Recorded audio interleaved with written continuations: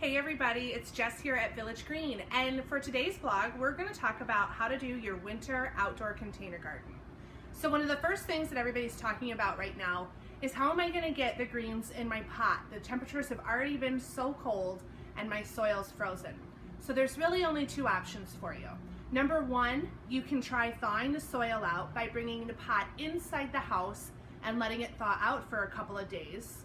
And if that's not feasible, what you could do is pour warm water into your container and help thaw out the soil. Personally, that's what I did at my home. I know that I'm risking, potentially cracking the containers that they're in, but you gotta get those pots done. I mean, it's all about presentation, right? So, what we're gonna do in session one is we're gonna talk about what to fill your pot with. So number one, in this container, I've got just regular potting soil that's been in this pot all summer long, and I'm going to be able to work with it. Then the essential greens that you're going to need are always four components. Number one, you're going to need a spruce top. This is the fabulous little tree that's going to go in the center of your container, and it's going to act as the height for the container garden. Number two is Douglas fir. This is just that fine needle, really great, inexpensive filler green to put in throughout. Number three, for more texture, is going to be this long needled shore pine. This adds great height, another texture of needle in there, and of course you cannot forget the cedar.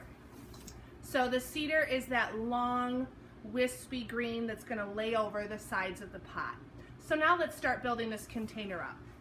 So I've taken my spike and I've aggressively stabbed the center of the container with this spruce top.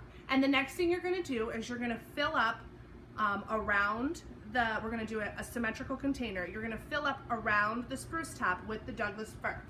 So let me grab my clippers and I'm going to start just filling in almost in a square around the spruce.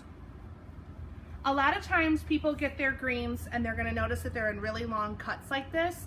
If you want the greens to be taller, you can not cut anything. I always like to cut the ends off so that they just look a little bit more formal. And a lot of times if you cut the container or if you cut the greens in half, you get two sprigs out of that green rather than one. I think that's always the tricky part. The customers always tell me that they're just not sure how to cut the greens and how to stick them in. And a lot of times, it's hard to make a container look bad, but I've seen some pretty bad looking green containers. So just follow these simple, easy rules and your container will be good as gold. I always say the more the merrier in the way of the greens. So the next thing you're going to add is going to be the cedar. That's the wispy part that goes around the bottom. So when you get branches like this, certainly you wouldn't just stick the whole thing in here. That's where you're going to start taking some cuts.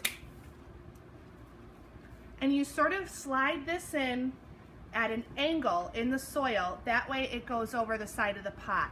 If you put the green up, it's just going to stick up and look kind of funky like that. So we're going to angle it in, and that way it cascades over the sides.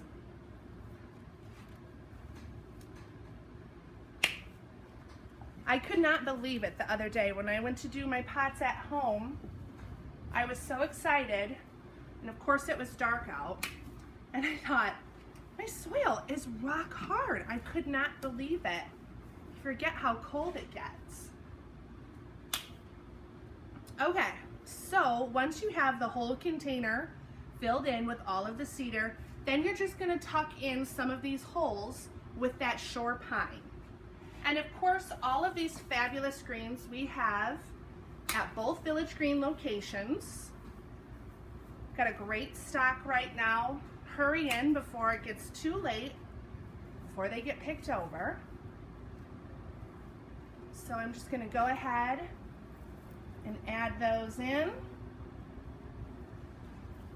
I don't like this little spot here, so I'm going to put just another clip of Douglas fir.